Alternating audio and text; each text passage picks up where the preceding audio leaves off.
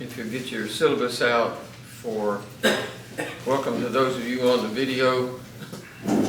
If you get your syllabus out, I'm going to go over what we're going to do this semester in this first course.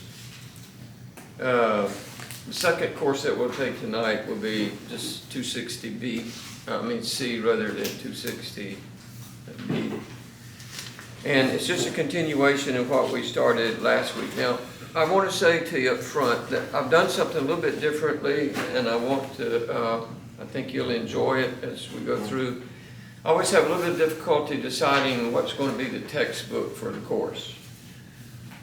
I didn't want to give you something that was heavy. I didn't want to give you something that I thought was I have plenty of different material that I can use, different books that I can use.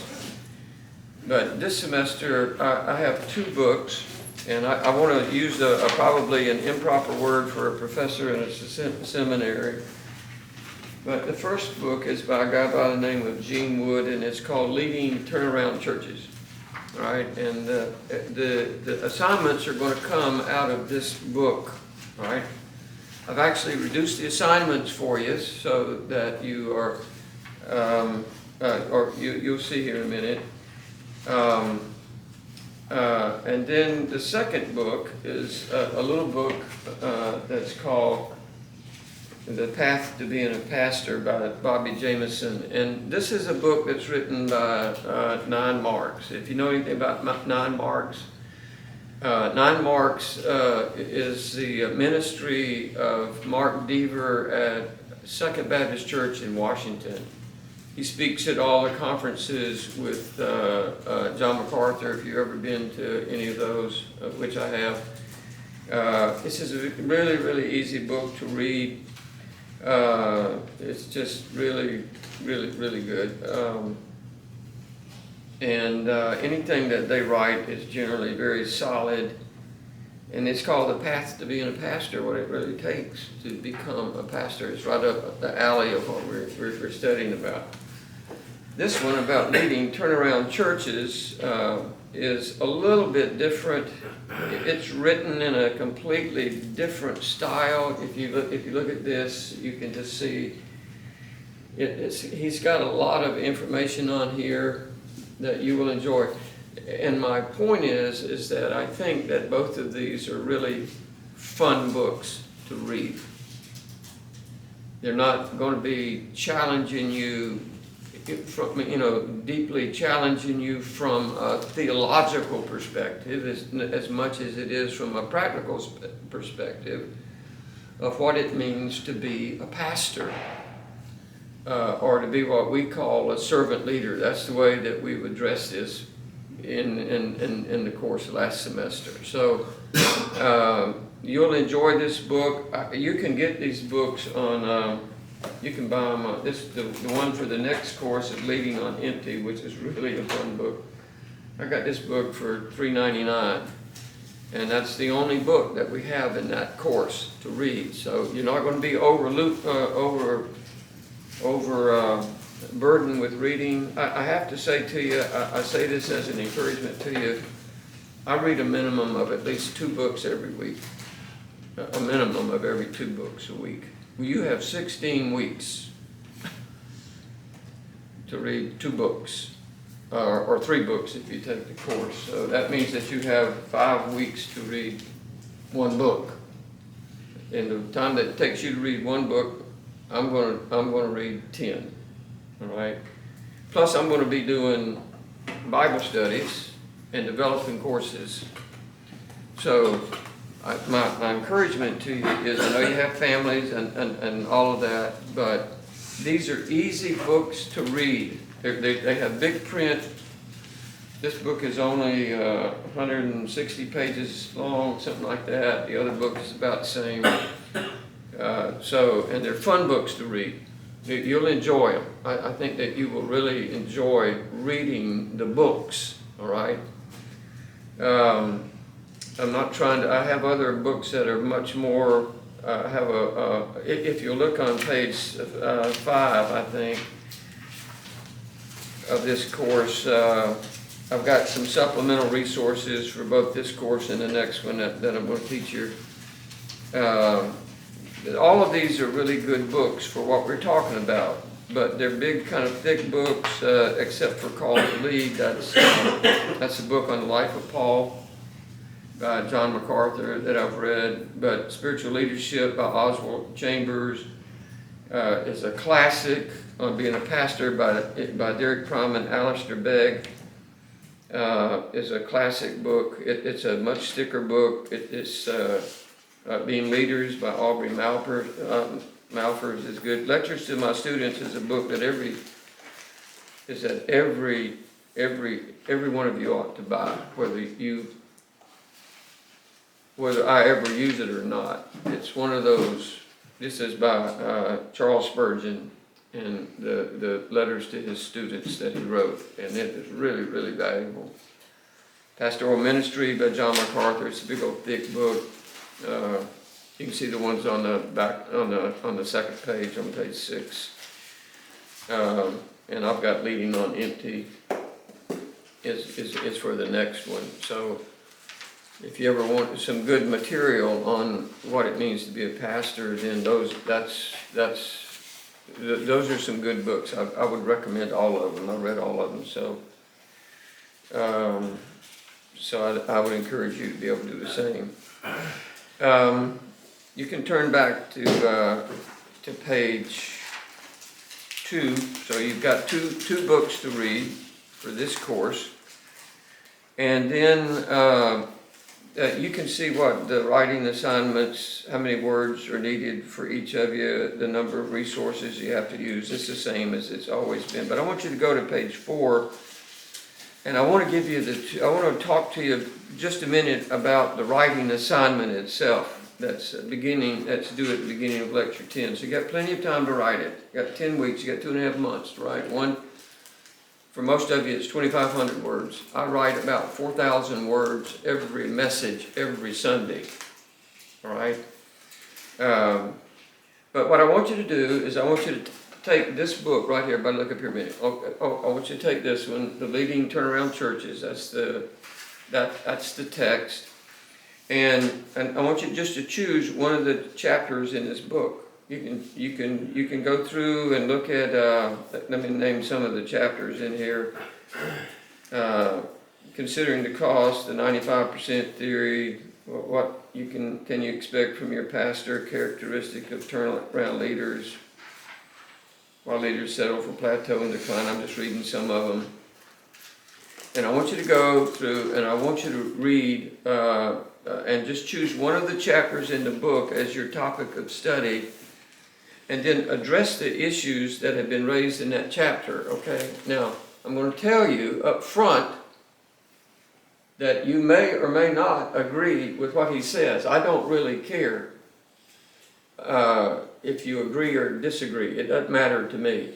If you want to disagree with him, that's fine, all right? There are things in it that he's written that I wouldn't agree with, and so. But what I don't want you to do is that I don't want you to write it from a demeaning perspective. You remember the 3 words that we use all the time? Dialogue. Is that right? Dialogue, discussion, and debate. And those are the 3 words that help you to refine your understanding of Scripture. I would say refine Scripture, doctrine. And that's the way they did it in all the councils that they had, the creeds and everything that they wrote. They got together, they met, they had councils. The councils would last they could have 150, 200 people there, and they would stay there for a year and a half, sometimes 2 years, debating all of these issues every day, to try to refine what they wanted to say in a lot of the creeds that were actually written. So I don't mind. I actually enjoy reading books. I'm not telling you this book doesn't have anything I don't agree with about in it. I'm just saying it's a fun book to read, and sometimes those books, I don't want to make light of them. they may have ideas that you're not necessarily going to find in the scriptures. You're going to be from some guy's experience, and that may not be your experience, and you may not want to, you just may not agree with it. And that's fine with me. So what I want you to do is I want you to address the issues that have been raised in that chapter. Read it. 2,500 words. If you came up with, let's say, 5 different issues that you agreed with or didn't agree with, you could, all of them you can agree with him about and say, I agree with him for this reason, or I disagree with him for this reason. And so you'd only have to write about 500 words on each one of them. And I'm not giving you, telling you that's the number that you have to do it by.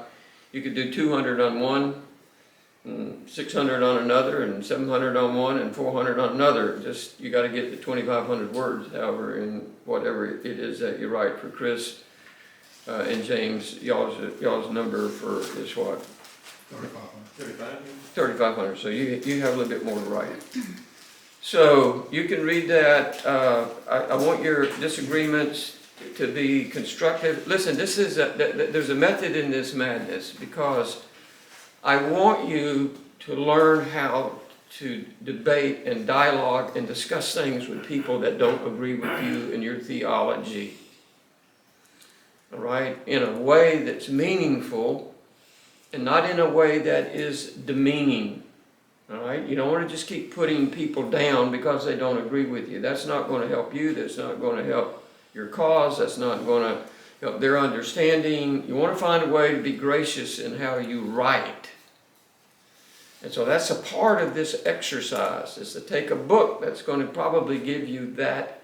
I would prefer that you read through the entire book, through all of the chapters. There may be one that just kind of snaps out at you, and that that's the one that you pick to come up with the different issues. So just present your differences like in kind of a theological debate type of issue, so that they're constructive, that they're not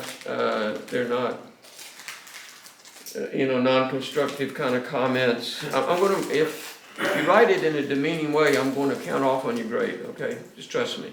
I am, because I'm asking you to. I'm trying to help you to learn how not to be offensive when you talk to people, or even when you're in the pulpit and you know that you're going to be teaching on something that people in your audience don't necessarily like or agree with. And that's going to happen to you if you're a preacher, right? It's going to happen to you at some point in your ministry. And I just said at the bottom there of page 4, this should be a really enjoyable writing assignment for the student. So then in assignment number 2 is a short essay. And it's the same level, it's the same amount of words for each level. Everybody, I want you to write a minimum of 500 words, but I don't really want you to write much more than that, because I have to grade it, all right? So, but here's what I want it to be. I want you to think of it as a short essay. It's a short essay. Now, why is that? It's because there are going to be plenty of times when people ask you to come and speak somewhere, and they only want you to speak for 15 minutes. You can't write 8 pages of I have some horror stories about me talking too long, right? When somebody asks me, if you've never had the person that invited you to speak go like that, then you don't know what I'm talking about, but it's very real. What did they do? They went like that. So, Barry, you can sit up here. We have a seat. Oh, okay. So I want it to be an essay. I want it to be a short essay. And what I want you to do is I want you to take the second book right here, do the same thing. Choose one of the chapters in the book as your topic and provide your insights relative to that one as well. So basically out of this, I'm going to try to get at least a number of short essays from you. rather than one long essay, so that you're talking about multiple topics. And you have to have, in this one here, I don't know if I put it in here, it's not necessary for me in this one, in the second assignment, that you have any resources. I want to see how you think, all right? I want to see how you think through, how you process the information that you want to write about. He's got some really, these are short chapters. This is sort of like a Proverbs on the path to being a pastor. You know, it's got a bunch of chapters in here. It's got a lot of chapters. It's got, how many? You're going to tell me? 12, 23, 27 chapters in this little book. So they're only like 3, 4, 5 pages long at the most, you know, something like that, maybe 10 at the most. So they're short reading, easy to read. Pick out the one that you like, and then write a short essay on any issues about that, or why that's an important issue to you in terms of what it means to be a pastor. All right? Does that make sense to everybody? Mm-hmm. You don't have to write, you don't have to use any resources for this. Just go write it for me. You know, I do plenty of messages where I don't use resources. And that one can be in the first person. It can be in the first person. I think I actually might have said that. Yeah, you did, yeah. That you can write it, normally I don't want you to write in the first person, but in this case, you actually can. So, I think that's a fun way to write. You're not having to write some 5,000 word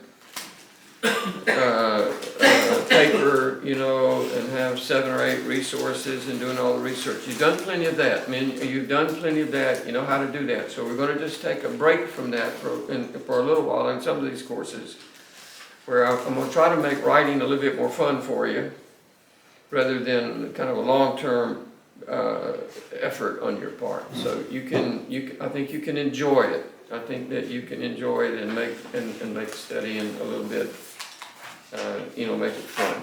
And in the next course that we teach, the people here on the video, this doesn't matter to them, but this is the same kind of book. And refilling your tank and renewing your passion, leaving on empty. And we'll get into that. And we're going to have the same kind of assignment. It's going to be the same kind of thing, okay? Where I want you to just go out and I want you to think, and I want to know what you're thinking and how you think and how you can express your differences of opinion with the authors that are in these books. Okay. Does that make sense, everybody? Everybody got any questions about that? Well, I have a question, but it's not about that. It's just about on the syllabus on E, where it says course writing assignment, in the second column, number 2, it says turbine or APA. Turabian. Turabian? You mean MLA there? No, I'm telling you that the format that I prefer is Turabian. And Turabian is when you have a footnote and a bibliography. MLA is when you have a citation in the sentence, yeah, and a work cited at the end. Yeah. Usually it's not APA. You say Turabian or APA, but APA is on your word search. I mean, it's on all the Microsoft things. So I'm assuming it's on your Apple as well. Yeah. It's probably the one that most people use, Turabian and APA. They use it a lot more than the MLA. Okay, yeah. So I can do it in APA or Turabian. That's right. Okay. I prefer Turabian, okay? It's got a little bit more information in it. Because what you're trying to do is that you're trying to let everybody know where you got your information, period. That's all you're doing. You're just documenting, this is where I got my information, and so, but the Turabian is preferred. If you have a computer and you use Word, it's for dummies. It does it for you. It does it for you. All you got to do is go All right, I wanna put in a footnote. You hit the footnote thing, it goes in the bottom, you put the name of the author, you put the page number, and if you got more than one book by him, you put the first word in his title, his major word, and then you go to the bibliography part of it, and you hit book, and it says author, you put title of book, it gets title, it says publisher, you put that in, the year, the city, all of that, and then it alphabetizes it for you. It keeps it in a master list. So that you do not have to, once you get it in your master list, it's there for the rest of your life. I have hundreds of books in my master list. Hundreds of books. This is the first time that it's ever been an APA as an option. Usually I've always been MLA. But, I mean, it's fine though, I can. Well, if you'll notice on the second page, under the top A up there, it says MLA Handbook for Writers of Research Paper. Yeah. And then I have as an option the Arabian style or APA style for developing a research paper may be utilized in lieu of MLA and is preferred by the professor. There's no mark off if you do it the other way. It's just preferred, it's better, it's easier. It's much easier than having that citation at the end of a sentence, you know, it just breaks up the reading for me. I'd rather just see the number, know where it is, and I can look in there and actually see who wrote it. And you can see on the back page some of the, we're going to be talking tonight about counting the cost, controlling your convictions, exercising self-control, cultivating a pastor's heart, not lording over your flock. I read this really great book a while back called The Bully Pulpit. There's a bunch of books out called The Bully Pulpit. But I'm just going to tell you, this is a fetish with me about pastors that lord over their flock. Amen. I think James and Chris both go to my church, and they would tell you that I'm not a pastor that lords over his flock at all. But there are a lot of pastors that do, and I feel strongly about that, and we'll address that, and then becoming a student for a lifetime. I may teach through this quicker, and if I do, I'll just keep adding the other studies that I've got to it, and so this is kind of since I haven't taught this part of the course here, I've taught it in Romania. So it's a little bit different. I don't have as much time to teach there, so I know what they've enjoyed and everything. All right, any questions on the syllabus? Any questions that you might have?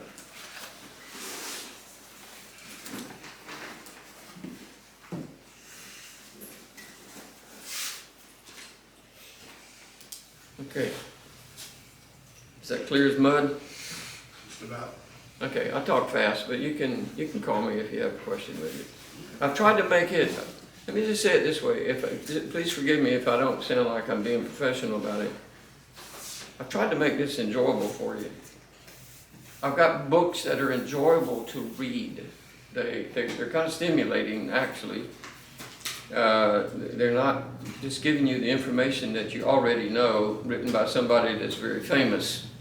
Alistair Begg, you know, he's a very, he's well known. John MacArthur, he's well known. You probably had to think biblically in one of the other, or pastoral ministry, you probably already had that book or something. And if you don't have it in your library, you need to have it, that kind of thing. So, I'm just trying to make this something that I believe that you really are going to enjoy. What I'll do is I want to make sure before I ran off the copies, I'll make you a notebook like I did last time. I'll bring it, and so that I can give you these studies each week, and you can put them in that notebook and have them in your library. All right? I'll do that for you. I'll do that and bring it next week. I didn't want to. Can y'all share? Okay. All right. All right. Let's see. Where am I here? I want to start tonight. I want to start off in prayer. That's what I really want to do. So let's start in prayer.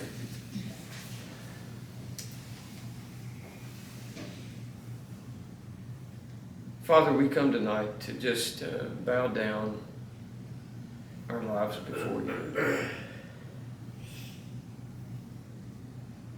To exalt you, to worship you. To honor you, Lord, not just with our time here tonight, but with our lives.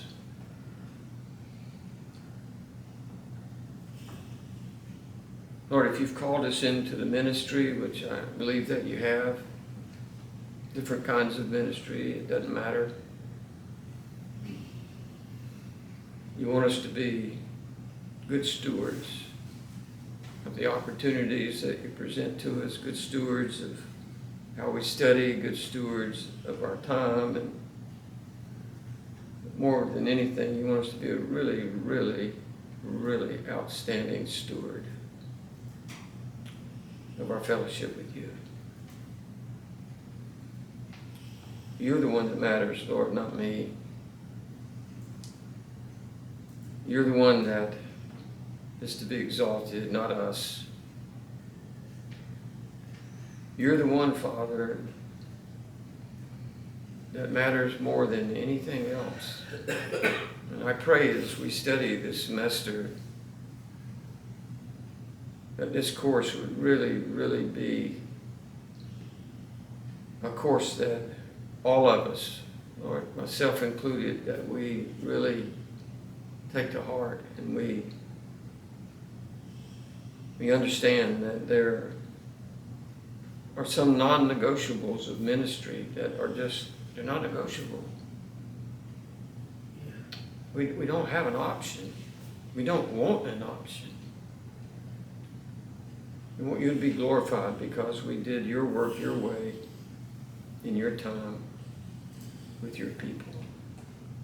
I pray that you'd bless these men and women, Lord, that you'd strengthen them, encourage them, build them up over the weeks. Help them to be strong in the Lord and in the power of your might. Help them to be refreshed when they come and refreshed when they leave. May they be exhorted, encouraged. May they feel like they've been encouraged in their inner man or inner woman to just be strengthened by you, by your Spirit. We love you, Father. I don't know what to say. I don't even know how to say that. Your love for us is so much greater than our love for you. But we love you, and we want to give our lives to you. We pray that this will be a great semester. I pray for each one of these men and women. Lord, help me to remember to pray for them every day, and for them to pray for one another every day. Thank you for this time together now, in Jesus' name. Amen. Tonight I'm going to begin on the section called Counting the Cost of Ministry. I think that any of the sections that we go through, that they all overlap with one another. And I'll bring you the notes next week on this. But as we go through this, they all overlap in some degree, so I may be repeating myself kind of generally about a lot of these different topics. I've often heard it said, and I think this is the right way to say it, I think this is very real, is that the ministry is not for cowards. It's not for the faint of heart. It's just not. You know, if you enter into the ministry kind of naive and just nebulous about what the ministry is all about, you will become faint-hearted very quickly. Trust me. It can destroy you. It can destroy your family. It can destroy your life. And if you take it lightly and you don't know what the cost is. All you got to do is just follow the life of Jesus and everything that he did with his disciples, and it cost all of those disciples their lives in the end. It did, to be his disciple. And so the reality of this is just not something that can be overstated. I cannot say it enough. Every time I go through the scriptures and I see what was required of Paul and what was demanded of his life, I'm going to read you some scriptures here. I'd like for you to turn with me in just a minute, not to mention Jesus himself. It's obvious that the call into the ministry is not something that you can take lightly. I want you to go to 2 Corinthians chapter 11. This is Paul talking about his call into the ministry, his sort of his passion to be a pastor. 2 Corinthians chapter 11, verse 23 through 28, very familiar passage for all of us. But he says, beginning in verse 23, he says, "Are they ministers of Christ? I speak as a fool. I am more. I'm a minister of Christ." Well, how am I a minister of Christ? I'm reading that into it. Well, it's in labors more abundant, in stripes above measure more than I can count, in prisons more frequently, in deaths often. That means close to death often.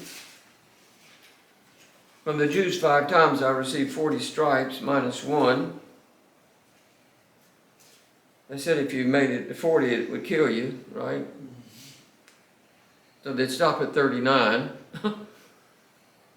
3 times I was beaten with rods. Once I was stoned, left for dead, got up and went back into the city, right? 3 times I was shipwrecked. A night and a day I've been in the deep.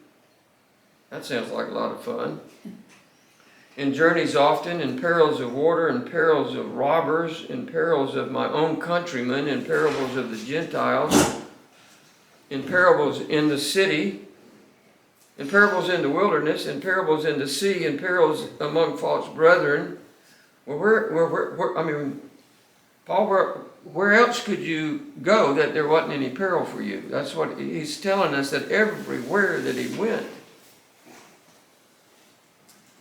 that he had struggles. Verse 27, in weariness and toil,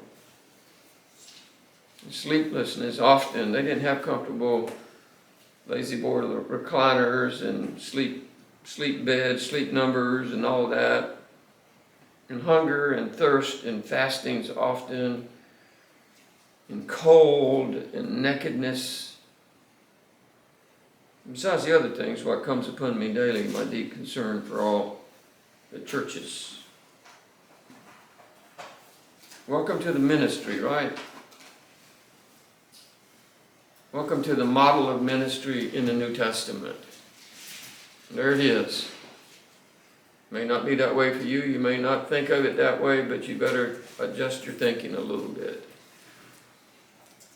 Go to Acts chapter 9. This is when, Acts chapter 9 is when God spoke to Ananias to tell Paul, right after he got to his house and everything, the scales fell off of his eyes.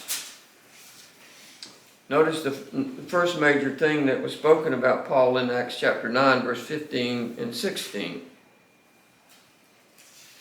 But the Lord said to him, this is Ananias talking. Go, this is Jesus talking, really. He said, "Go, for he is a chosen vessel of mine to bear my name before Gentiles, kings, and the children of Israel." Now notice verse 16.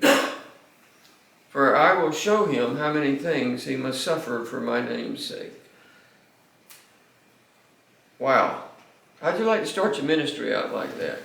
You get ordained at the church and somebody has a word from God that you're going to be persecuted and thrown in jail and shipwrecked and stoned and eventually have your head cut off.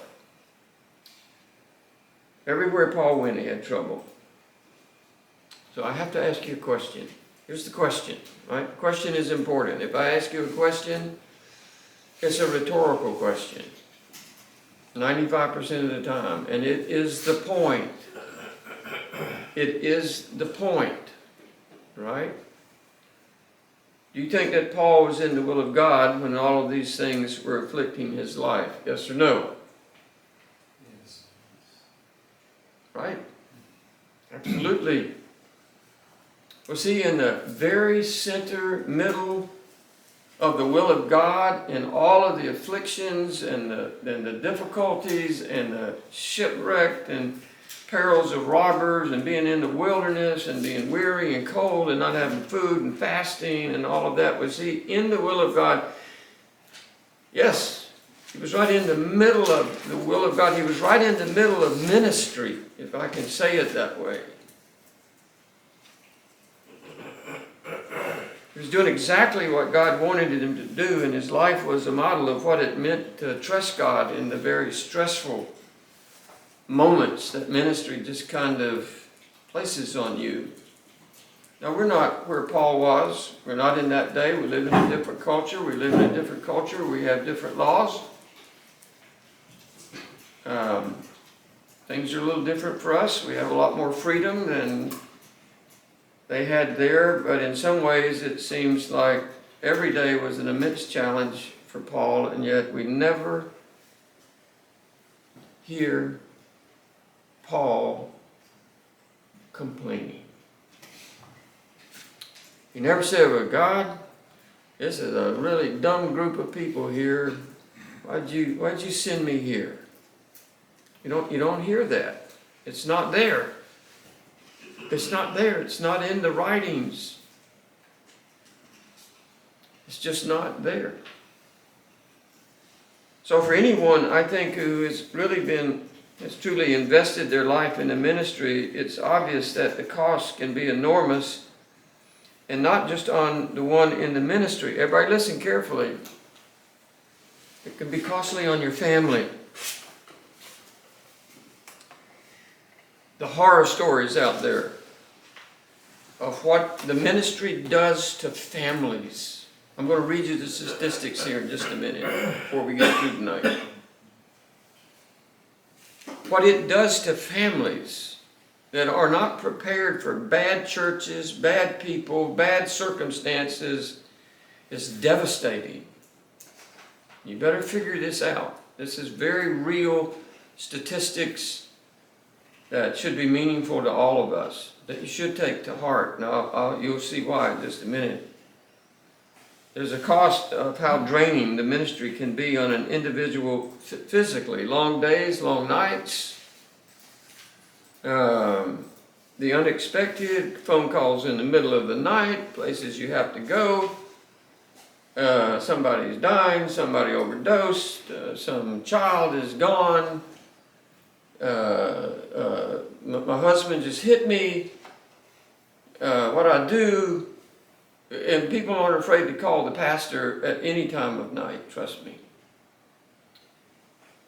And so you can be around stressful people, use hurtful words, you name it. The ministry is going to bring it to you. You do not have to go looking for it. It will come to you. I was in a church one time where, well, I wasn't in the church, but I knew the pastor who was in the church, and the people in the church, it was a very large church, and he was a really nice looking guy, had a beautiful family, and there were members in the church that didn't like his hair. I thought his hair looked really good. I thought it was kind of neat looking, you know. He got it styled and it looked good, and they complained about his hair. It's like, where'd that come from? How's my preaching? You know, that's sort of the question that he should have asked. I'm pretty safe on that one. Yeah, you got that covered, James. So, it's emotionally draining. If you have never received a very critical email, I have. I've received ugly emails. If you've never received a derogatory phone call from somebody, I have. You know, they're not any fun. They are emotionally draining on you. They can sap your strength one day very quickly before you know it. It's just going to be very, very draining. Somebody calls you and tells you that they didn't like the message that you preached, or that They didn't like your lack of skill in leading and communicating, and you have no idea what the ministry involves. But if you go into it blindfolded, every one of these things I mentioned to you will happen a lot quicker than you were anticipating. A lot quicker than you can imagine. I've been at John Bell, I'm in my 28th year.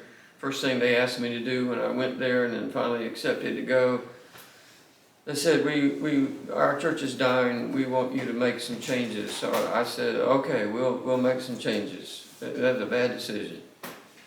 And the first change that I made is that I said, all right, we don't have any young couples, everybody's 70 years older, we'll had open heart surgery twice, staying on drugs to live, and no children, nothing. Where do we go? Where do we start? We'll change the music. No, we don't want to change the music. Well, what do you want to change? Well, we just want you to make some changes to get some people in here. Well, the 25-year-olds are not going to come in here. You just sing 3 hymns every Sunday.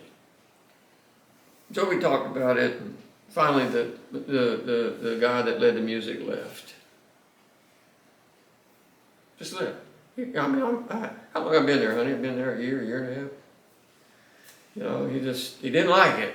So off he goes, and he takes his criticism with him, and he comes up to me one day and he says, you're just, he made some demeaning remark about, you're too immature to be in the ministry. I'm thinking, man, I am 47 years old. I am a registered practicing architect. What are you talking about?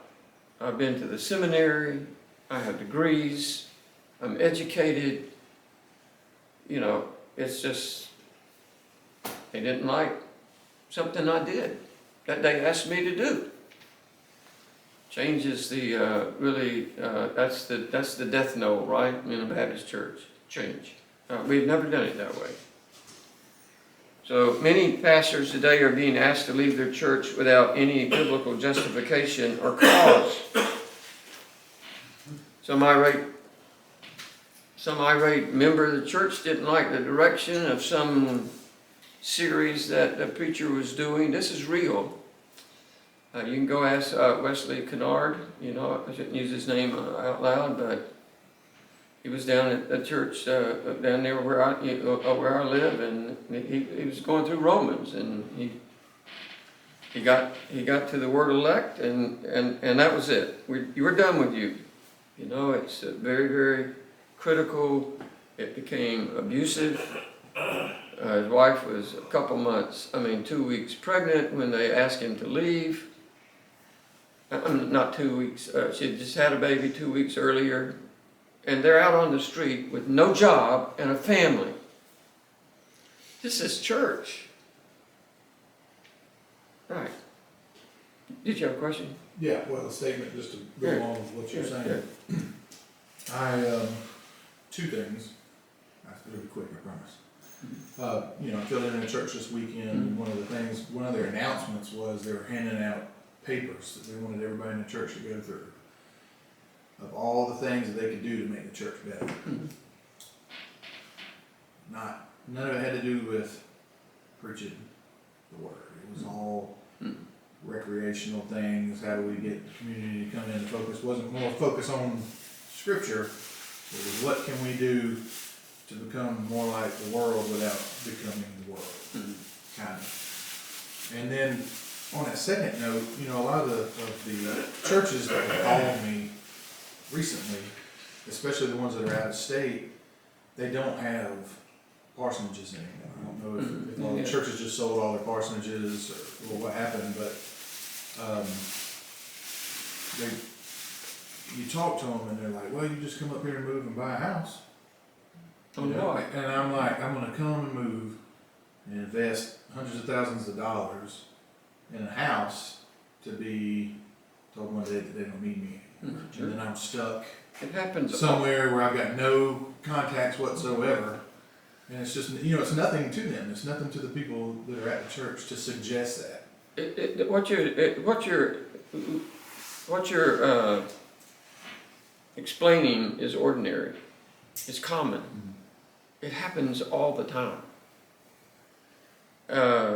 Where churches don't have a respect for their pastor and his needs. And we're going to talk about that. This whole series is about a bunch of that. I'm very fortunate. I have a church that loves me and cares for me and all that. But, I mean, they don't have all we got's a graveyard that's hard to cut, isn't it, Chris?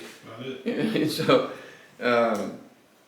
but there are a lot of churches that are asking pastors to leave, and they don't have any biblical justification or cause to be able to do that. They don't have the qualified leadership within the church to prevent that from happening. It's just a core group of people that have been there maybe for a long time, or just have kind of weaseled their way in, and you're the blunt.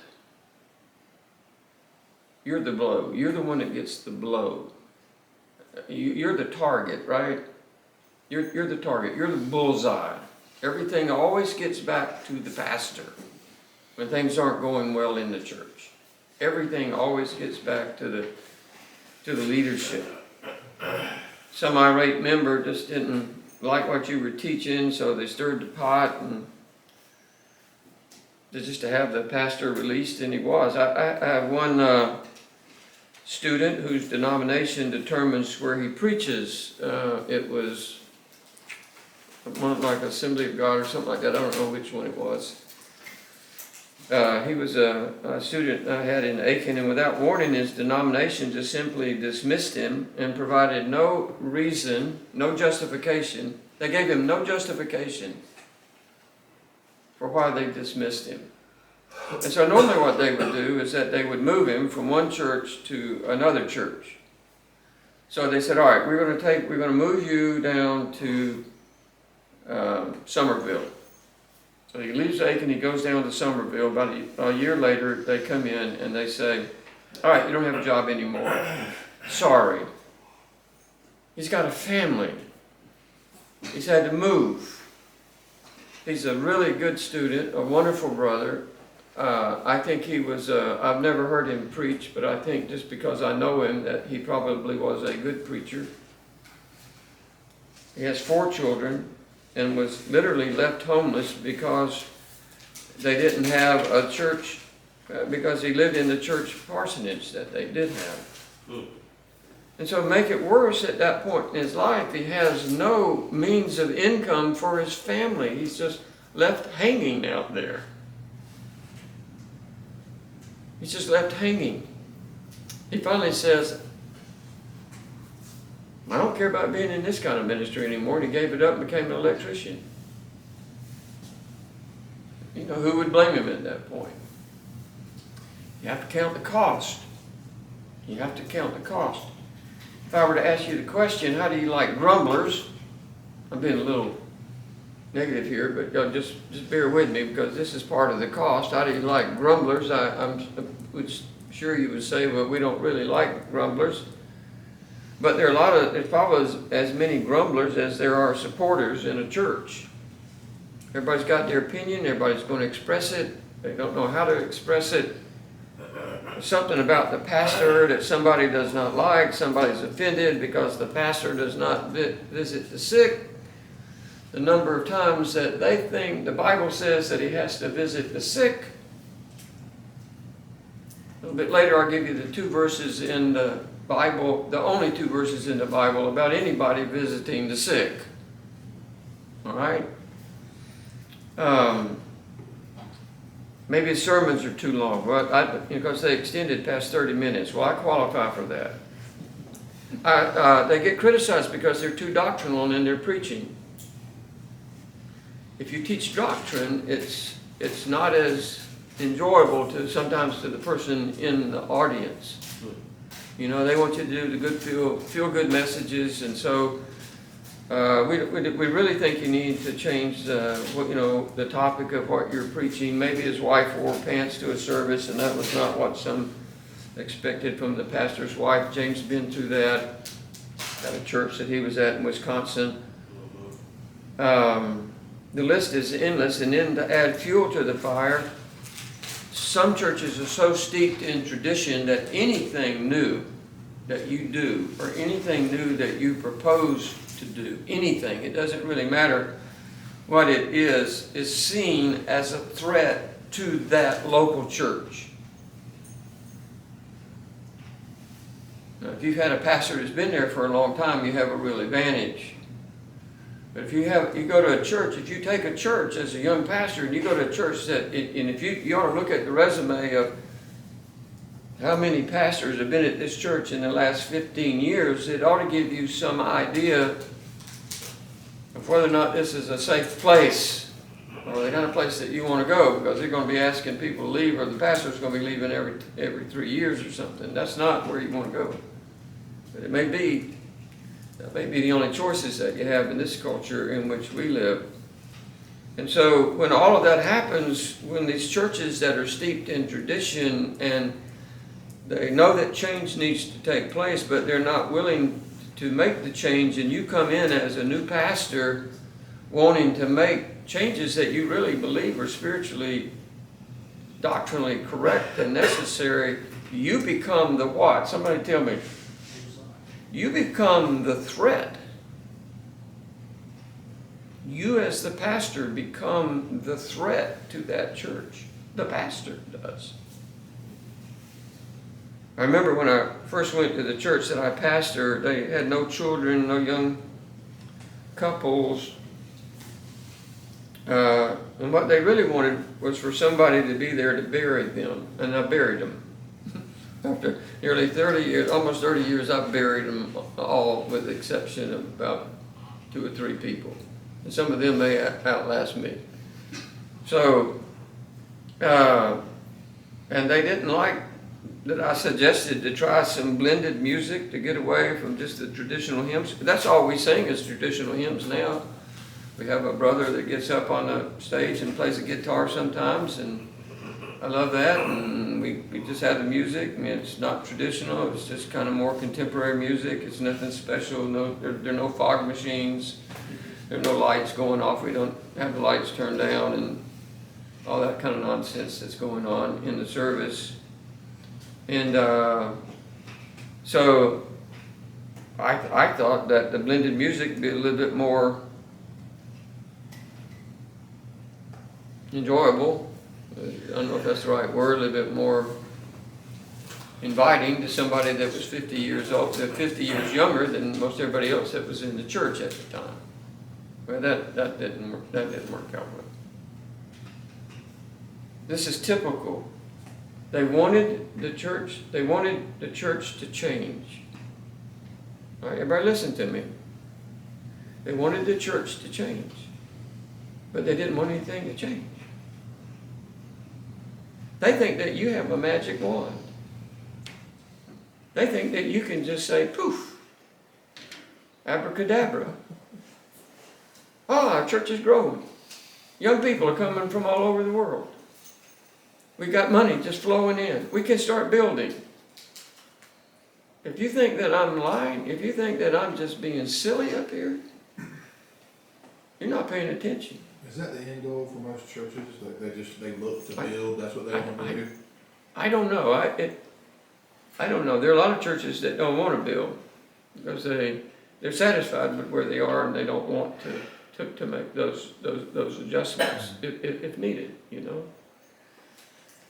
Gary, where do you think the line is between, and I think there is a line somewhere, between the Lord building His church and then being a little more cultural minded, or maybe like you said about the music, maybe something that's a little more appealing to a younger crowd.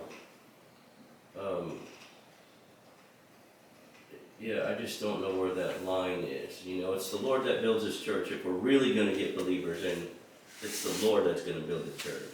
You know, when I first got saved, I just wanted to be in church. I didn't care whether they had hymns. I just had such a hunger for God. But Yeah, I just often think about that. I'm not trying to get off the subject. No, you're not off subject. I don't want gimmicks, purpose-driven gimmicks to set up a service for unbelievers. Well, I'm going to give you what I think is the rule I've given you in other classes, other courses, whether you've heard me or not, I don't know. But you need to listen to what I'm going to say to you here in just a second. I'm going to answer that question in the way that I think it has to be. It has to be answered. And I'll tell you what it is. It's about 2 sentences away. Okay. But what happens when you come to a church like that, tradition overrules everything that the pastor wants to do. And if you don't figure that out, that tradition is stronger than you are. It's been embedded. It's like cement. It's like you can't move it. And if you try to move it, you do nothing but create problems in the church. And so for any pastor, especially any young pastor that goes into a new church setting, all right, this is a rule, this is a principle that I'm giving you from experience and from just wisdom, knowing other pastors, knowing what works, what doesn't work. For a pastor to be able to actually implement some kind of minimal, some kind of what we would call meaningful change in most small Baptist churches, it will take at least 5 years for that to happen. 5 years. And if you don't have the patience to wait for 5 years, you'll be gone in 3. All right? You need to go into that church and be strong in the Word and teach. All right? There's no need to make changes. Why? Why? Because you become the threat. You've got to become the pastor before. Being a pastor is not just because you have a title behind your name on the marquee that's outside the church. You have to earn the trust of your people. So how do you combat that mindset? They're going to come to you and say, we want you to come change things as the pastor and grow our church. How do you combat that mindset of the people without opening yourself up to an attack from them saying that, well, you said you were going to come in and be our pastor, but you haven't done anything. But you know that as soon as you suggest something, they're not going to like what you're saying anyway. How do you... I think my answer to that is really very simple, and I think it would always be the same, is that God honors those that honor His Word. So the more that you do what a pastor should do, which is to give yourself to the study of the Word and to prayer, all right? God's going to give you direction. Your messages are going to begin to make an impact. Your people are going to begin to trust you. And they will relax with you. But it doesn't happen in a year. It just doesn't happen. I'm just telling you, if you go into a church and try to make a lot of changes that's been there for a long time, you're in trouble. So you're going to ruffle feathers either way. Well, trying to not get engaged in the mindset of things need to change, you're going to upset some people. The reason that they are the way that they are, Alex, is because they have not had good, biblical, solid, grounded teaching in that church for years and decades. They go through young pastors, they move out. They have guys that have no education, that don't know anything about ministry, don't know anything about preaching, that just preach off the cuff, that just come up with a message on Saturday night. They're languishing. You have to change the culture, and you do that through the preaching of the Word, right? If you'll honor the Word, God will honor you. But I'm just telling you, it doesn't happen overnight. If that's your expectation, you're in trouble. You'll be looking for another church very quickly. They'll be looking for another preacher very quickly. James, I don't think he'll mind me sharing this with you. He went the other day for an interview to a church up near Batesburg somewhere, and I asked him, I guess it was the next day or something, I asked him, I said, what did y'all talk about? James is being an associate pastor of our church, is the first church that he's been at. And they've been missionaries in China and been appointed by the International Mission Board to go to Thailand. And I asked him what they talked about. And he said, well, I'm not a pastor, so, we basically, I'm saying that this way you can correct me if it's different. And he said, well, we talked about our experiences in China and, what that was like and all that. And what did I say to you, James? Do you remember? I said, they're not looking for a what? A missionary? They're not looking for a missionary. They're looking for a pastor. They want to know what you think as a pastor. They're not looking for a missionary. And you gotta figure out how to even communicate to them, Yeah, it was a great experience, it really was. Right. It should be. Yeah. It should be. But we wanted it to be more of a informal thing and just kind of get to know. That's what they told me. Right. But I realized that that's not really what they wanted. It didn't seem like that's what really they wanted. It was really probably more formal in their mind. Yeah. And I took them literally, more literally than I should have. But, right. Whatever God's will, He's still sovereign and all that. I understand. But it's still a learning process. Yeah, it was great. If you don't learn from it, then you're silly. No, it was good. And I think about all of the things that we're talking about here, and it's going to get a little bit worse here in just a second, that there's no wonder to me that men get discouraged into the ministry. Are all the changes you're talking about recent changes, or has it been this way since Paul? I know Paul had a lot that he went through, but everything you're focusing on is only getting worse. Is it cultural? Yeah. Changing, is it becoming worse with the culture? With time, or has it always been the same problems? I think there are just periods of history where the church has been vibrant. There are revivals, they had evangelists, and those people, and the church grew and all of that. And they're good churches. They're really, really, really good churches out there, But the culture of, say, Southern Baptist Convention, if you're not keeping up with it, is really, really changing. The landscape is changing, hiding things from people, being deceptive. Baptist pastors discouraged, not staying in the ministry long. The numbers are frightening. I'm going to give you the numbers here in just a second, because the numbers don't lie. The numbers are not lying to us. The numbers are telling us Chris is an investigator. His whole life has been built around law enforcement and investigating and coming up with the facts. It's like Joe Friday. I'm just giving you the facts, brother. Just giving you the facts. So what I want to do is I want to give you a perspective on what's happening in a lot of churches today, and I've compromised some statistics. I've comprised some of the statistics that at least give a picture of what is happening in the ministry today and why people in ministry feel compelled to abandon their calling. And I want to say that last phrase there, abandon their calling, is the one thing that you don't want to ever do. The gifts and calling of God are irrevocable. You figure that out. Obviously, there are people in the ministry who should not be there. There are a lot of people that just don't need to be in the ministry. They don't have the gifts, they don't have the calling, they don't have pastoral heart, they're not willing to put in the labor of love with the Word of God, and they're not good teachers. They just are not prepared.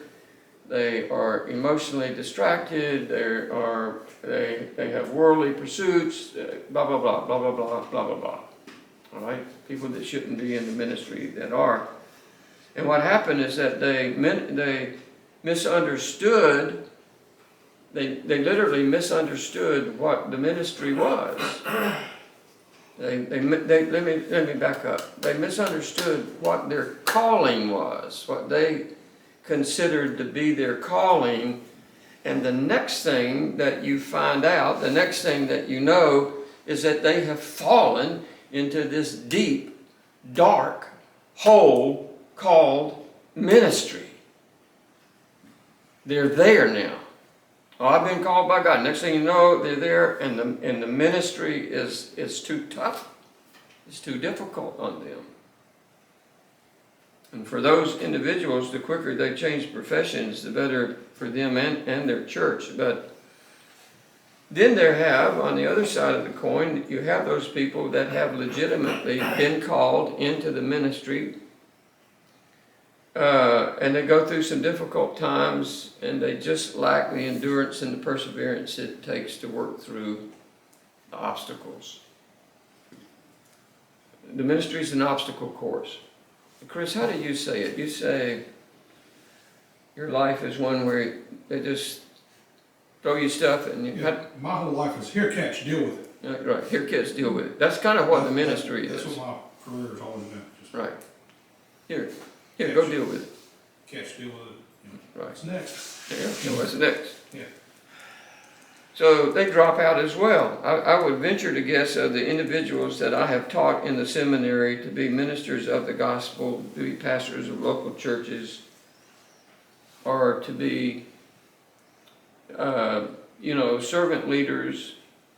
I would say that less than 50% of them have made it. So we have 1, 2, 3, 4, 5, 6 in this room that are aspiring for that. 3 of you probably won't make it in the long term. Just the raw numbers of it. Can't get through with the education, just decide it's too much, too many other obligations, haven't figured out what their priorities should be. I'm not trying to push you into how you live your life, it's not my goal. But it's a real number that I know that is there. They started out with high expectations, and they had all these solid convictions about what God wanted them to do, and they had a vision of how God wanted them to build a church and where they could go, and they did all the demographic studies, and they came up with this and that, and they did their due diligence, and 3 years into the ministry, they're shot. Because they weren't expecting some of the things along the way that the enemy threw at them. He threw a monkey wrench in what they were doing. Then you have the problem of just finding people in a church who really can help you in the ministry. You may go to a small church, say out here in the country somewhere, and there's nobody to help you in that church. There's nobody physically to help you. They're too old. Or they're just set in their ways, and they're not spiritually minded. And there you are, you're by yourself, and all the expectations fall on you, and everybody wants you to do everything and be everything for everybody. And that by itself is just an overwhelming task, to say the least. And then if a solution can't be found, then the obvious landing place for the pastor is burnout. You get burned out. It doesn't take much to get burned out, trust me. You can get burned out on your job at work, you just get burned out by the grind of it. And ministry is exactly the same. We've all heard the saying, I've heard it all my life, is that 10% of the people do 90% of the work in a church. In some churches it's less. 10% of the people, if you have a small church, it's less. I got a question, Gary. I was thinking, there's a major shortage of pastors in the United States. I mean, there's a major shortage around the United States. And at first I was thinking that I think part of the problem is pastors. There's so many pastors that don't want to disciple within their congregation. They don't want to raise up leaders like the biblical model. And I think they're just more jockeying for position. I've experienced that. There's not many pastors willing to do that.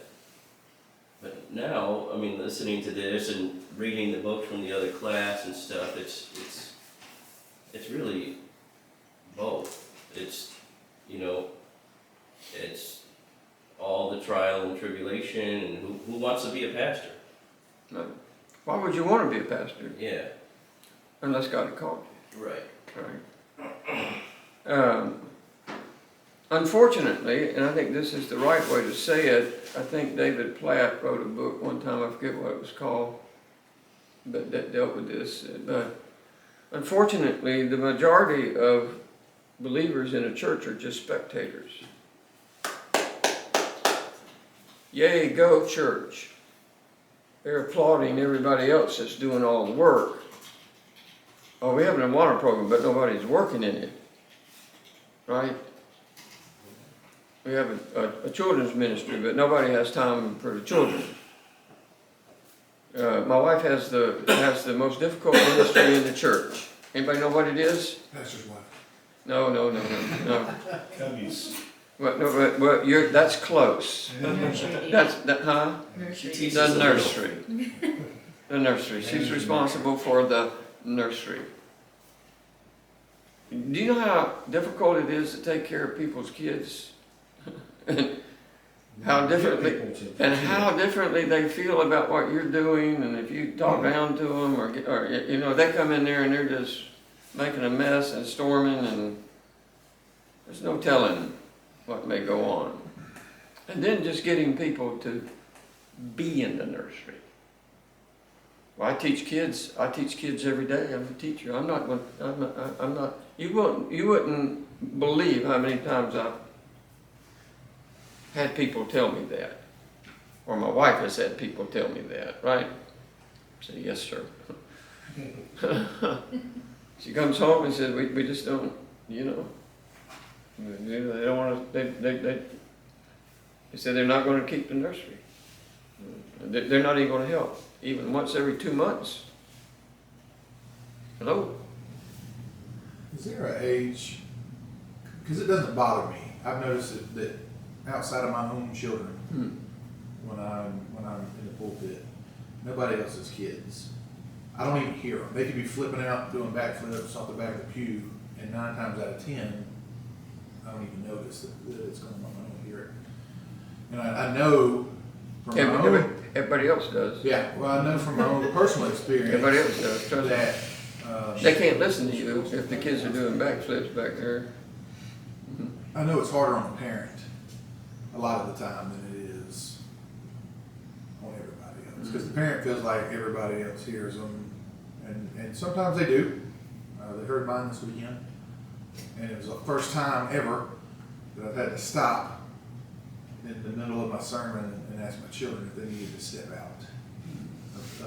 I wasn't rude about it or anything, but I enjoy the children, especially up to a certain age. I feel like they need to be in with the congregation.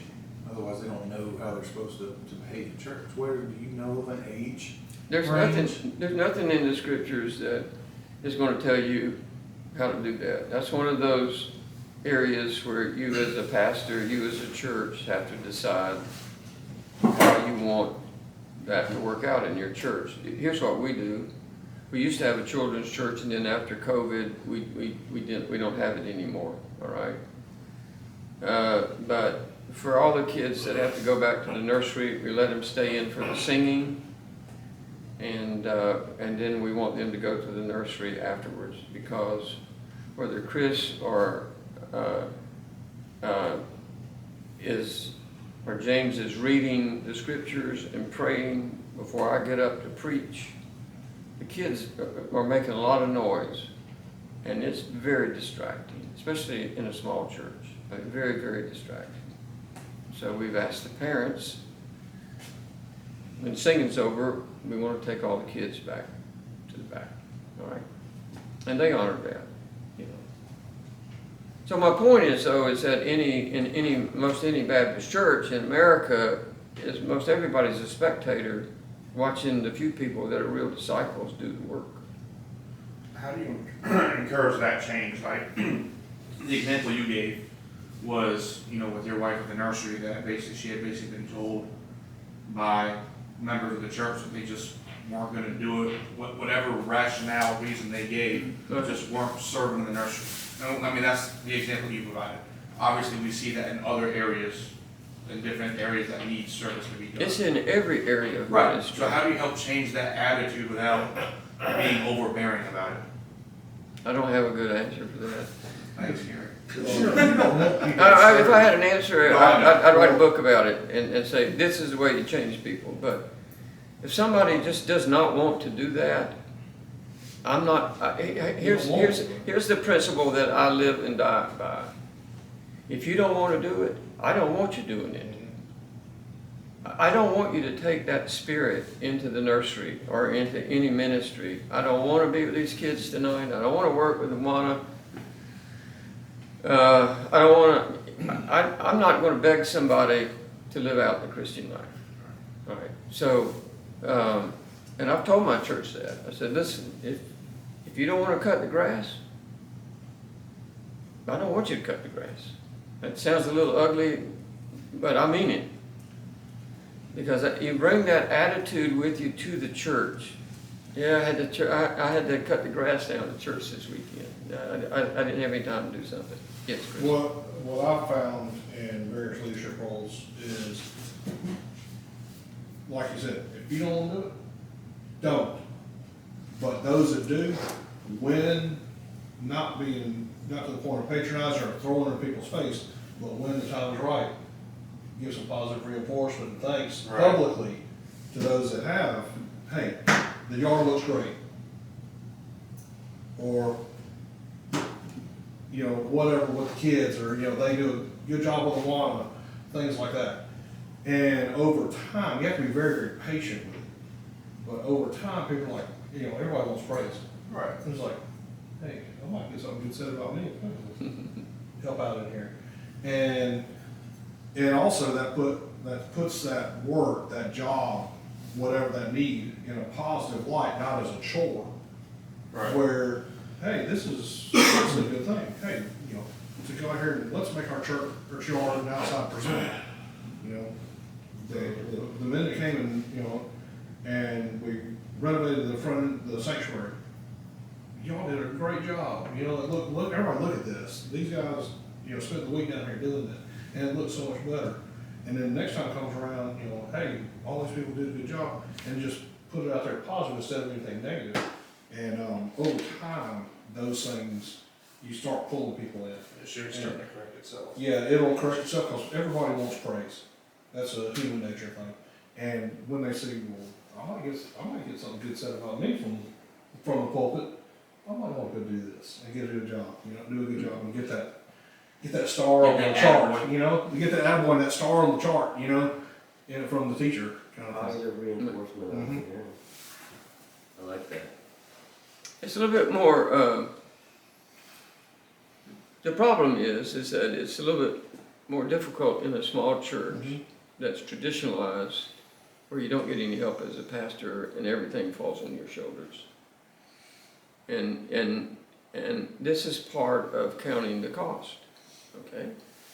It's just knowing what to expect when you arrive on the job and what it's going to be like. I'm talking out of real life circumstances, not just at my church. I'm talking about every church. Jeremy's back there rocking his head. He's a pastor. Everything you say, it just. Yeah, he's just like, well, we know about this, we know about that. Eventually, you'll just decide, can't get anybody to cut the grass and help you do it. That we'll hire it done. Somebody come in and pay $200 a week to get them to do it, something like that. Ridiculous. I want to give you the statistics. This is by a group called Pastoral Care Incorporated. They're very, very reliable. They've come up with these numbers. You ought to listen to every one of these things that I'm telling you. These are numbers that are current up until 2022. All right, they were released, I think, right at that time.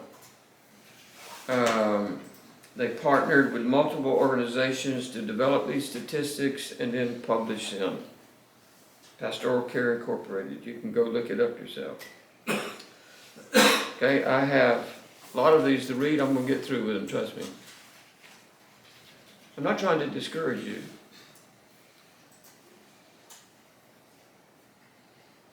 I'm not trying to discourage you. One of the guys that we pray with, James and I pray with, he tells me, he said, Gary, he said, you have the ministry of discouragement. And it's almost, he's saying it in a complimentary way. He is. He's telling me, it's his way of telling me that you're helping people to determine if they really have been able to decipher God's call in their life. Well, we don't want to get blindsided. You know, had I not learned some of this stuff, I'd be blindsided. I'd be like, wow, I can't. People handle are it. attacking me and I'm just teaching the Word of God. Yeah. All right. If you think that all you're going to do is just go in and teach the word and never have any conflict, everybody's going to love you and it's going to be hunky-dory the rest of your life, you're not very, it's fine. You're not very wise as to what really will take place. Okay, so you have to know and expect what could happen. It may not happen in every church. I mean, my church has really been good to me for 28 years. They've been really, really good, with the exception of one or two people in the church over that time that were just grumpy. It's been really, really good. I don't have any complaints. And we really actually, almost everybody in our church participates. You You can know, always do the test and just move your pulpit for the music stand. say that again. That's a good litmus test, just move the pulpit. That's right. And just preach from a music stand one Sunday. Yeah. I've done that. I'm still preaching from the stand. I've stood on the floor, just like here, we're going here tonight. So here's some statistics. Listen to these. There's a lot of them. I'll give you the notes next week so you can have them. 70% of young boys who are being raised in church will abandon the church during their teens and 20s. 70%. 70% of young boys who are being raised in church will abandon the church during their teens and 20s. Number two, only 45% of Americans say that they attend church at least once a month.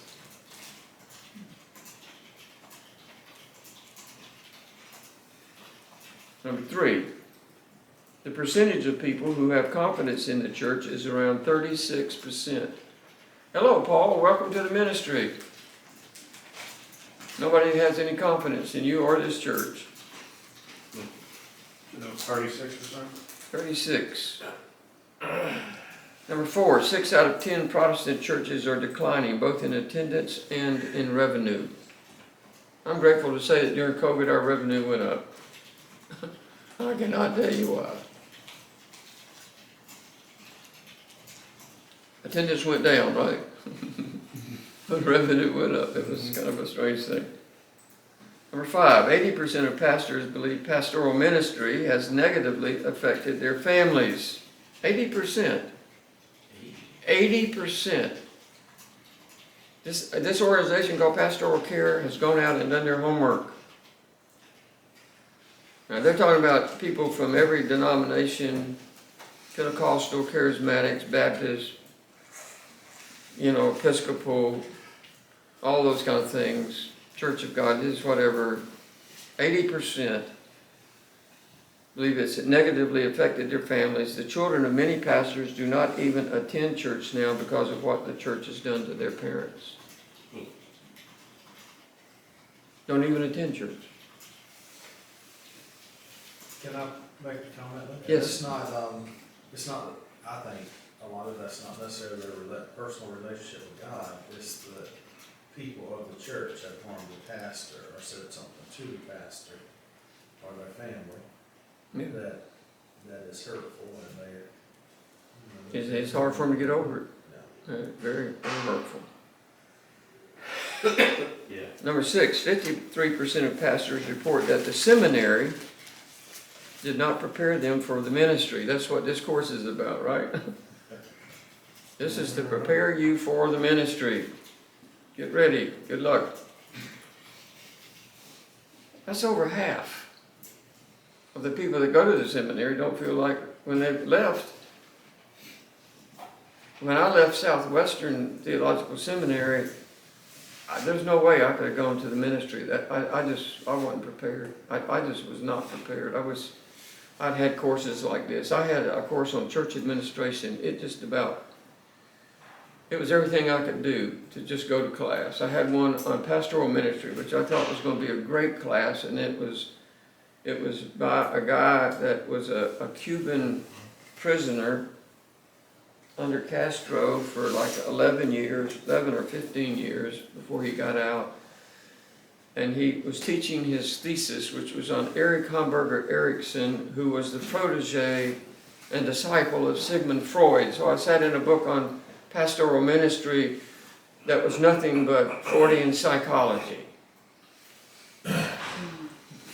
What am I doing here? You think a lot of that's because of the lack of, the young age and lack of general life experience as people are coming out of high school, going straight to Bible college, and then going directly into the ministry with no life experience. I mean, they go right out of what they see growing up. They grow up in a home where they go to church every weekend, and everything more or less is like they feel like they should be, and then they get thrown into the ministry, and they've never really had any difficulties in life. So they hit the ministry and they're completely unprepared for anything. Yeah, I think the life experience is a vital part of it. In fact, I think there are a lot of people that are physically old enough for the ministry, but they're not spiritually mature enough for the ministry. If that makes sense. Yes. Do you think courses like that are a result of government accreditation? No. No. No, I had not back when I was in there. Oh, okay, because I've heard that, there's a lot of fluff classes in other seminaries too. Sure. Like philosophy. Yeah, there's a lot of fluff in every, we at here at Covington, as best we can, I'm the academic dean. I've done everything I could to get all the fluff out of our curriculum. Right. Just get it out. We don't want to, we're not going to teach it, We're not even going to offer it.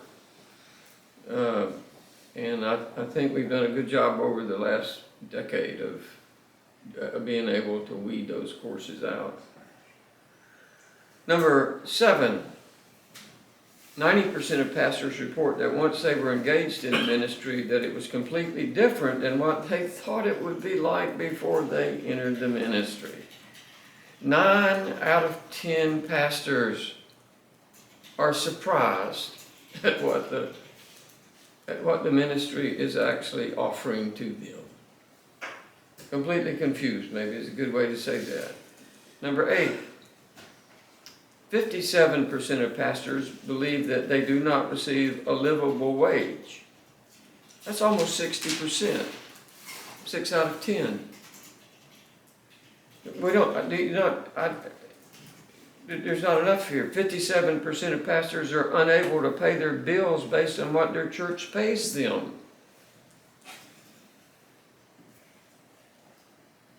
Almost 60%. Now, not disputing that some churches probably don't pay enough, but I can't help but wonder how much of that took into account poor financial management on the account of the pastor.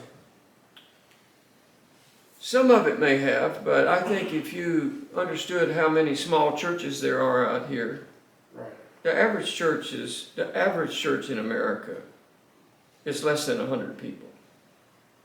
And most churches are not willing, they're not willing to pay their pastor what they make themselves. I mean, those are the statistics. Right. Those are real numbers. You know, the pastor's the guy that's supposed to suffer, but not the church members, if I can say it that way. He, not me. Yeah, that's right. 53, this is number 10, 53% of pastors are concerned about their family's future financial security. They don't have a house, you know, they don't have a way to, they don't make enough to live on, and then they don't, if they go to a church that has a parsonage, then they're not building any equity in a house that they would have. But you can't build equity in a house if you're going to move in 3 years. You're not going to make any money if you just sell your house after 2 or 3 years of being in the ministry. You're going to be losing money unless you stay somewhere for an extended period of time.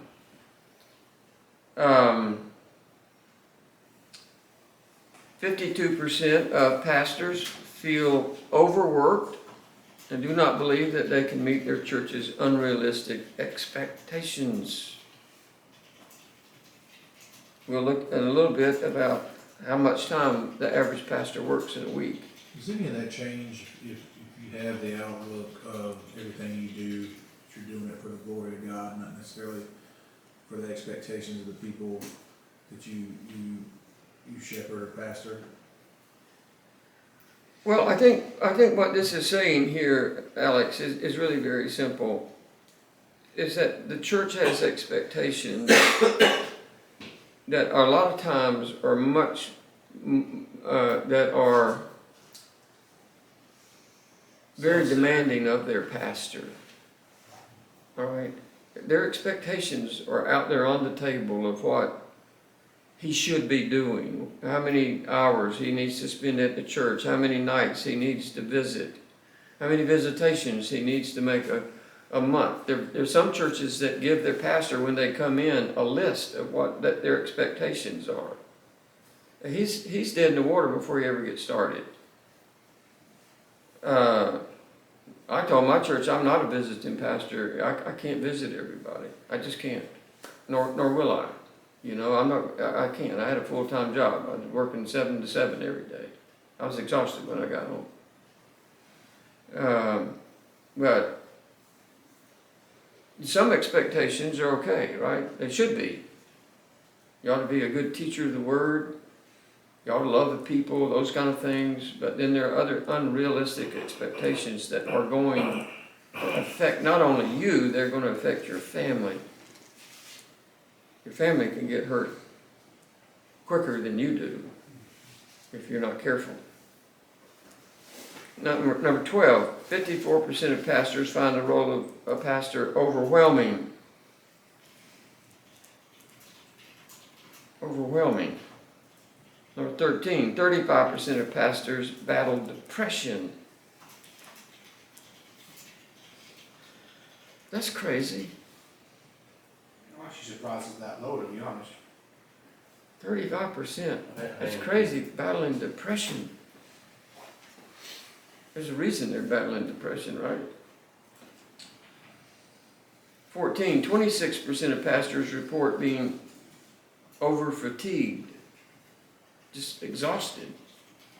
I would think that number would be higher. That's 24%, is that what you said? 26. Yes, it is. Number 15, 28% of pastors report they're spiritually undernourished. They don't have enough time to enjoy the Lord. They're just so busy with ministry. I went to a church, I got to tell you, I went to a church before I became a pastor. It wore me slap out. They wanted me to do everything. I taught Sunday school, I taught, which was the young people. I taught training union. I visited on Monday night and Thursday night. I went to church on Wednesday. I did all of my pastor's counseling.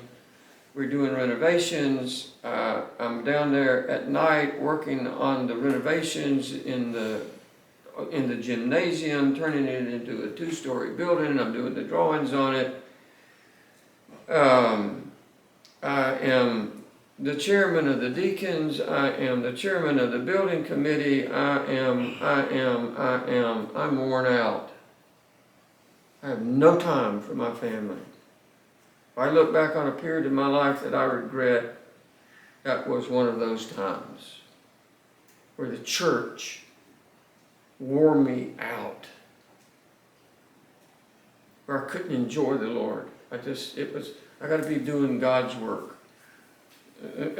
Honestly, if I could say it this way, God's work is just as much in my home as it is anywhere else.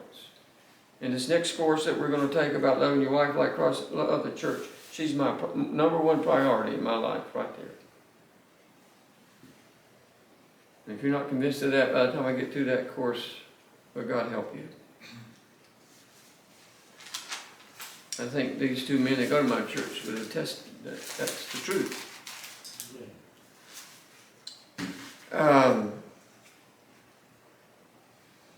Over 50% of pastors state that the biggest challenge is to recruit volunteers and encourage their members to draw closer to God.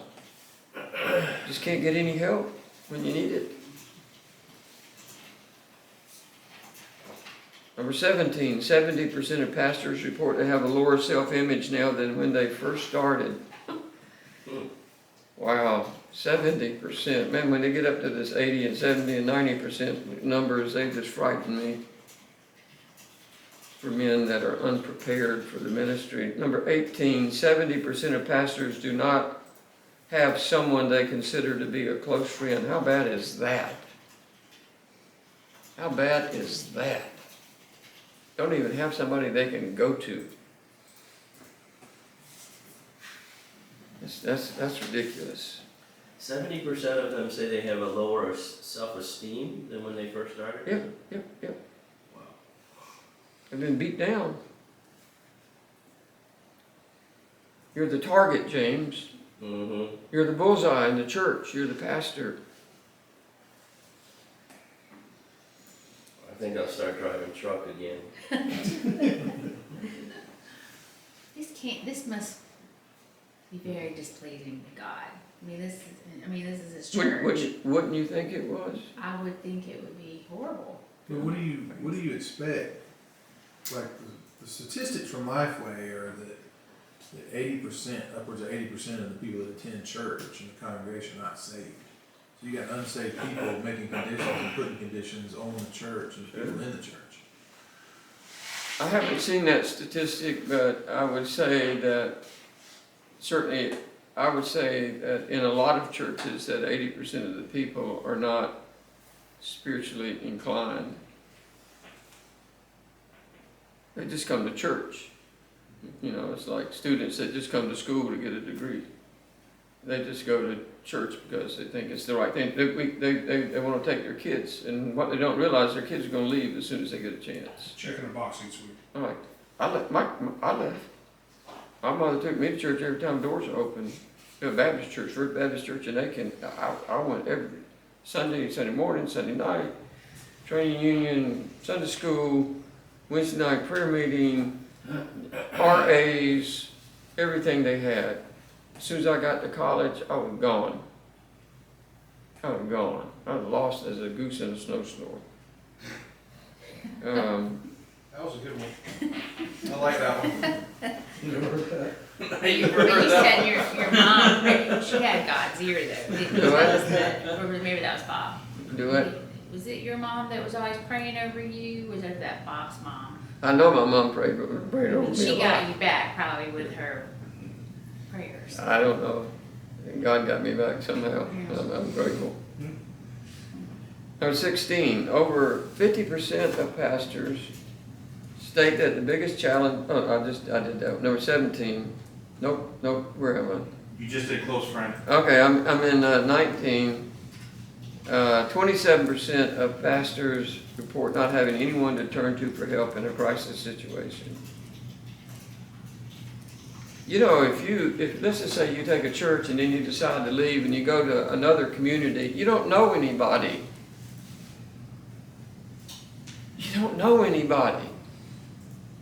You The only people that you're gonna meet are the people in your church to begin with, and pastors kind of stay away from one another. Really, they do. If you go to an associational meeting that they have, like in Aiken, you know, every Tuesday they have some kind of little meeting, and it's just a certain little group of men that go there, and there's not that many of the 70 churches or so in the association that go. Don't have any time. Don't have anybody to turn to and help in a crisis situation. I've got great elders and wonderful men in my church. I'm very blessed, just trust me. Number 20, over 50% of pastors are unhealthy, overweight, and do not exercise. I'll leave that at that, okay? Number 21, this is great. You'll love this. The profession of pastor is near the bottom of a survey of the most respected professions, just above car salesman. Say that one again? The profession of pastor is near the bottom of a survey of the most respected professions, just above car salesman. Wow. That's what our culture has done to us. Well. Number 22. Listen to this. That's what I mean. Only 1 out of every 10 pastors will actually retire as a pastor. You said 1 out of 10? 1 out of 10. 1 out of 10. I'm going to die as a pastor. I've already retired. I retired so I could refire. Right? That's the way I say it. Number 23. Yes. You have a question? He was chuckling. All right. 23. 4,000 new churches begin each year and 7,000 churches close. You know, I asked them that. I had somebody call me from NAM, church planners. Right. I asked them, I said, you know, we've got a lot of churches that are closing due to the lack of membership. But I'm seeing signboards and stuff online that say, you know, the SBC is open 5,000 new churches. Well, why are we opening new churches when we're closing church buildings? Probably just as fast, if not faster, than they are Yeah, well, that's what the numbers say. opening these churches. You got more churches closing than you have new churches beginning. Number 24. Over 1,500 pastors left the ministry every month in 2021. Number 25. Over 1,300 pastors were terminated by a local church each month, many without cause. Terminated. Key word. So each month? Each month. Wow. So there's no protection Well, for pastors like If you- there is any other job. I mean, absolutely. There's, if you got disgruntled members and they don't like you, they don't like you preaching, they don't like this about you, and they don't like the way you part your hair on the right or left, that's exactly what can happen. Somebody's going to find a reason. And then this is probably the most startling statistic that said over 3,500 people a day leave the church. No wonder the church is dying. This is in 2021. So there are so many other statistics that have been developed that it's a little bit mind-boggling to me, but and I only gave, I mean, there were probably 90 different statistics, and I just picked some of these out of what is happening in Protestant churches in America. It may be different, even worse in other parts of the world, I don't know. Fastest growing church in the world is in China, right? James has been there. Fastest growing church in the world is the underground church. Fastest growing church in the world. They don't have pastors trained like we do. We've got everything, and we have the worst statistics that you can possibly have.